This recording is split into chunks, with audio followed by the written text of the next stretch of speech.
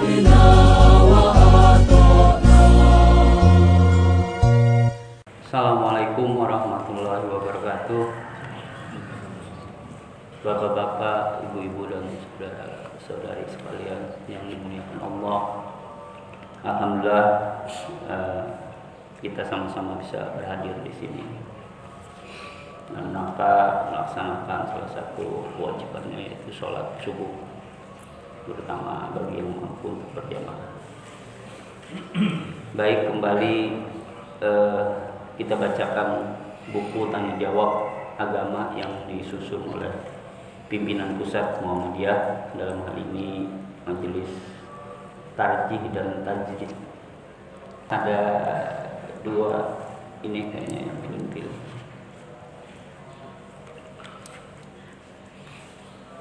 Baik, kita masih dalam masalah atau bab masalah bacaan dan gerakan dalam sholat. Insya Allah ada dua pertanyaan nih.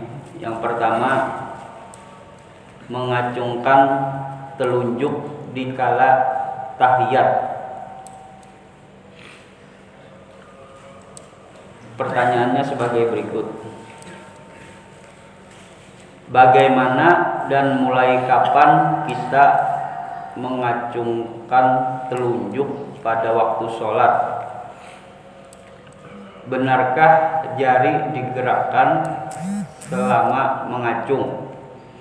Menunjuk maksudnya.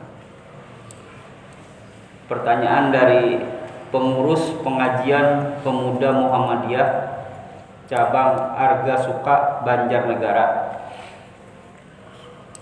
Adapun jawabannya sebagai berikut.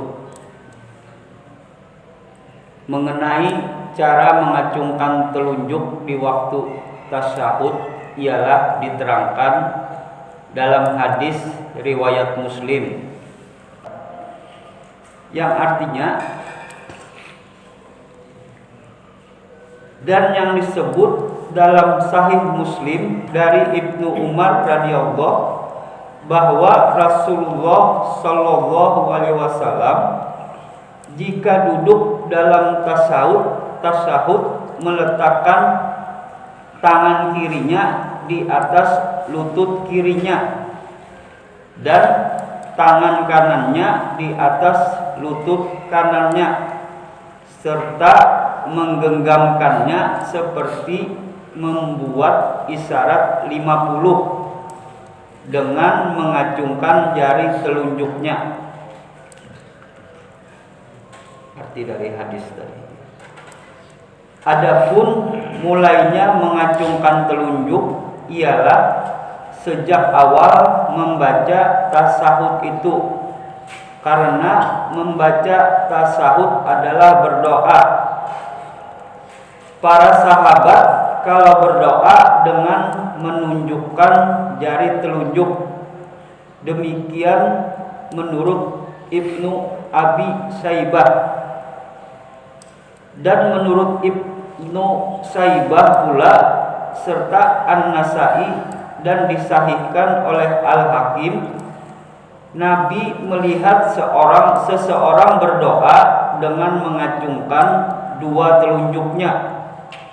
Maka Nabi pun bersabda sambil mengacungkan telunjuknya, acungkan satu saja.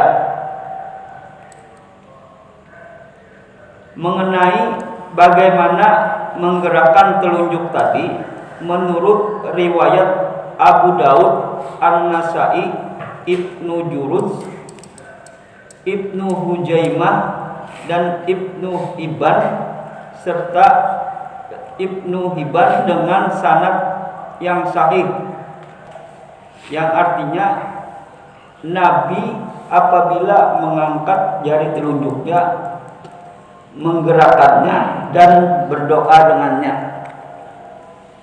Nah, itu sampai di situ penjelasan tentang telunjuk di kala tahiyat.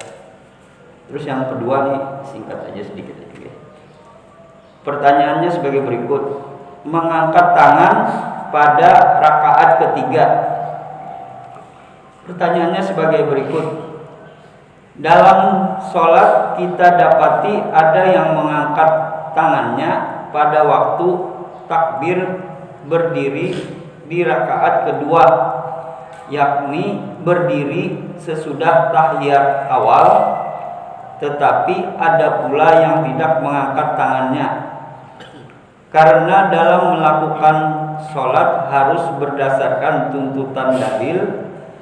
Apakah dalil mengangkat tangan pada waktu takbir dikala berdiri dari tahiyat awal itu? Apakah takbirnya harus bersamaan dengan mengangkat tangan itu atau tidak? Mohon penjelasan.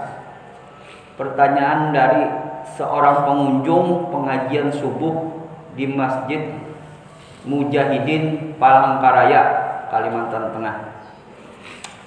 Jawabannya sebagai berikut.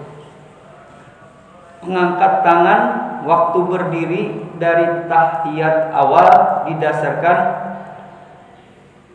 pada hadis riwayat Bukhari dan An-Nasa'i dan Abu Daud dari Nafi, yang artinya diriwayatkan dari Nafi Maulana Ibnu Umar bahwa Ibnu Umar radhiyallahu apabila masuk ke dalam sholat membaca takbir dan mengangkat kedua tangannya.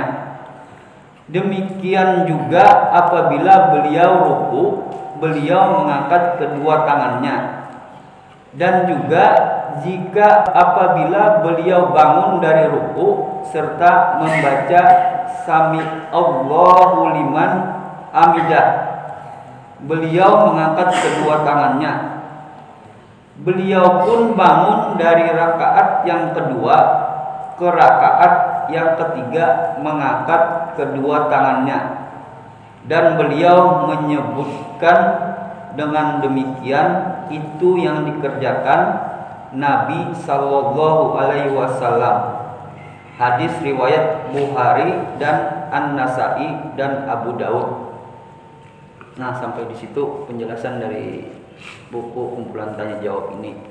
Mudah-mudahan bisa bermanfaat. Demikian yang dapat ulun sampaikan. Terima kasih atas perhatiannya. Mohon maaf atas kekurangannya. Mari kita sama tutup dengan membaca kafaratul majelis.